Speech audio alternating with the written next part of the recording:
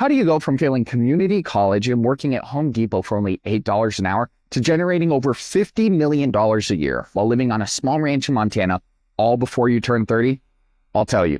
Hey entrepreneurs, my name is Cody Alexander, and in this video, I'm going to show you my secret Trinity mindset for breaking out of the $8 an hour mentality and getting to six figures, how to absolutely exterminate failure and become the type of person who knows they can achieve the lifestyle and success of their dreams, as well as a few bonus mindset shifts that turn you into an A player. These mindset shifts allowed me to achieve this level of success. And if you put them into action, you'll make it there even faster than I did. Becoming an outrageously successful person, personally or professionally, is as simple as grabbing coffee. Let me explain. When I was working an $8 an hour job at Home Depot, I knew the last thing I wanted was to get stuck there for the rest of my life. So step 0 in this framework is to actually believe you're capable of more than just an hourly wage job. Now, I don't mean just menial work. I'm also talking about your 9 to 5, whatever that might pay. So whether you're earning $8 an hour or $100 an hour, your mindset is still stuck in employee mode. And that might still be true for you, even if you've already taken a leap into entrepreneurship,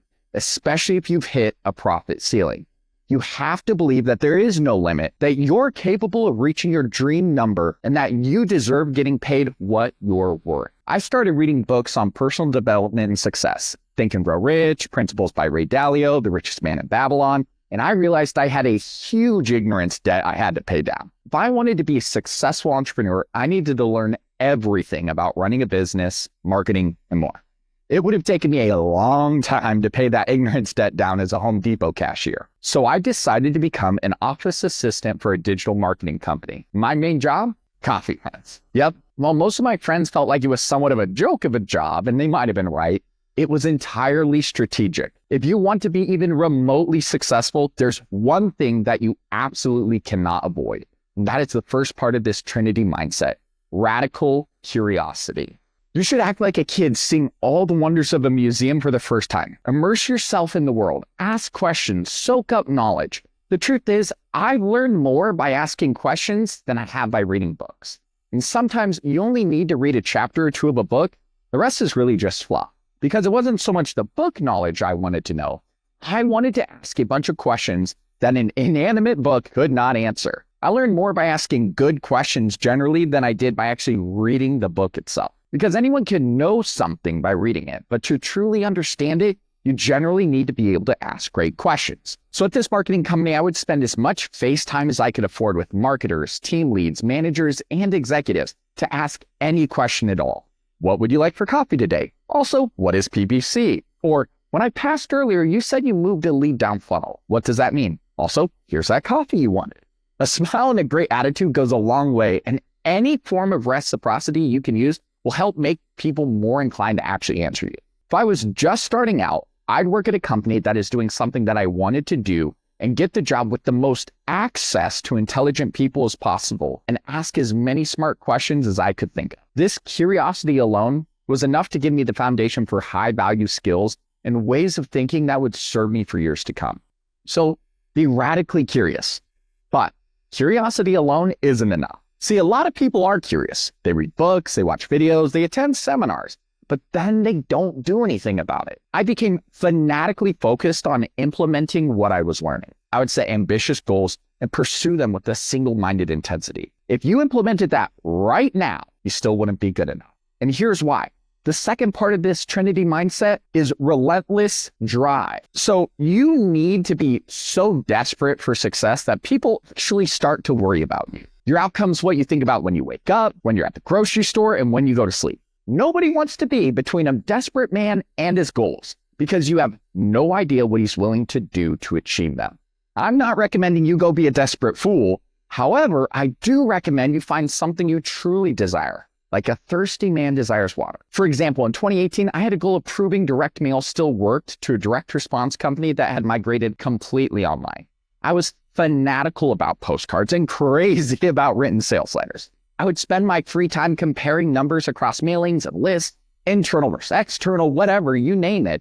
I just wanted to win so badly that I was relentless. No roadblock or objection could deviate me from my goal.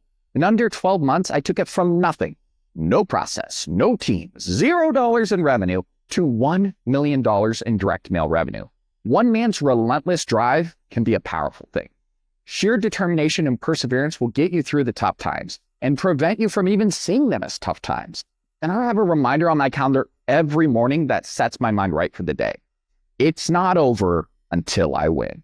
However, having curiosity and drive alone is what most people would call, well, frankly, dreamers, right? Dreamers love to talk about what they're learning, all the plans they've made, the things they've started, but they never end up doing it. They don't go anywhere. So don't stop here. You've become a consumer of knowledge, right? Now you've educated yourself. You've become fanatically passionate about achieving whatever it is you want to do.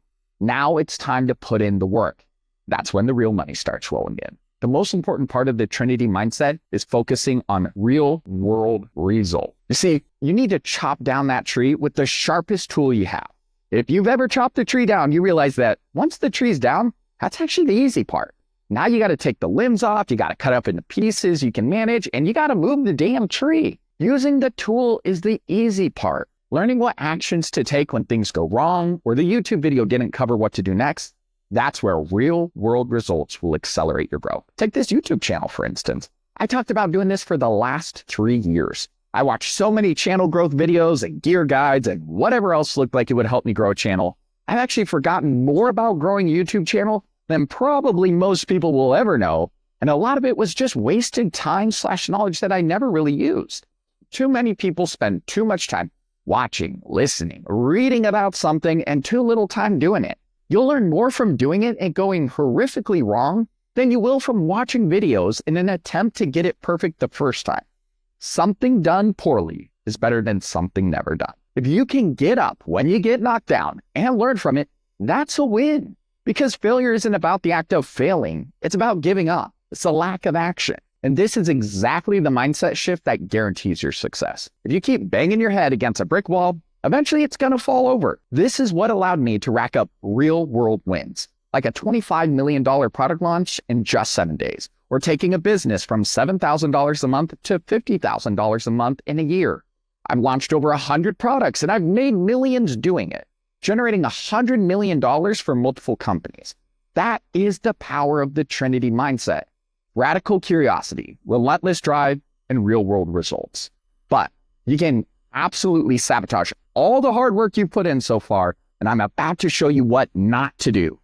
First, do yourself a favor. Don't be an asshole, right? This seems super obvious, but you'd really be surprised because nobody wants to think of themselves as one. I once worked for a high performer type guy. He could get results. He knew his stuff, but he was an asshole. And nobody wanted to work with him, let alone for him. There came a time when what he was doing wasn't working as well as it used to, and nobody was willing to give him any discretionary effort when he actually needed it most. He may have been a high performer, but when things stopped performing, well, then he was just an asshole no one wanted to work for. You can be successful and an A player without being one of these, right? Nobody wins every time. Even the most legendary competitors lose at least 1 in every 4 games, if not more.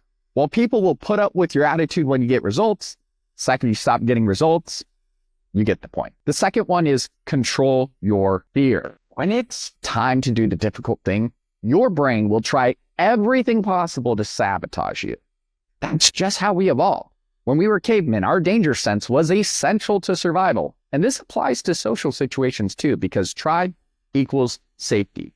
It's easier said than done though, but here's the thing. Practice. I know, what a cop-out answer, right? But sometimes it's about taking the leap. Like when I forced myself out of a fear of heights, which kept me from going on amazing adventures with my friends. However, most of the time, it takes practice and repeated exposure to help get you through the hard part. The thing is, emotions are temporary. You can't physically sustain fear, anger, anxiety, or any of the other emotions indefinitely. You have to give your brain and nervous system time to adjust and recognize that there's no threat here. So use breathing, other relaxation tricks, whatever you got to do to help you calm down. But you need to practice the skills and work on the person behind the wheel. And that's you. Otherwise, you'll come up confirming your beliefs and fears. For example, I was in Austin at a conference for small business owners, and I was going to get up on stage in front of hundreds of people to reveal my outrageously successful new buyer's journey. When it was my turn to go up, my body involuntarily reacted and I could feel my hands shake. I had to take control.